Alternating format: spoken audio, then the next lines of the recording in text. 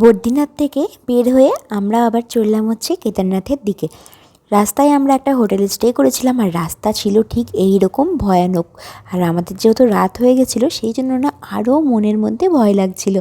যাই হোক, ভালো মতো একটা হোটেলে পৌঁছে গেছিলাম। এরপর সকালবেলা উঠে আবার রওনা দিলাম কেদারনাথের জন্য।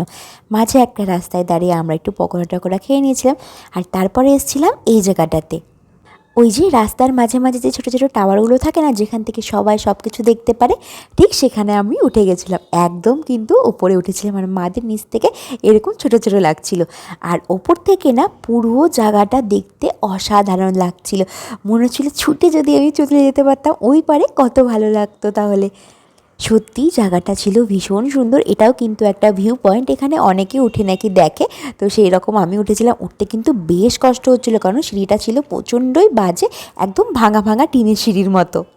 এরপর ওখান থেকে বের হয়ে আমরা দেখি এত এত গাড়ি। তখন বুঝলাম সামনে কোনো মন্দির, তারপর শুনলাম ওপরে নাকি তুঙ্গনাথের মন্দির। তো এখানে এবার যাওয়া হলো না, নেক্সট বার আসবো। তারপরেই ছিল এই জায়গাটা।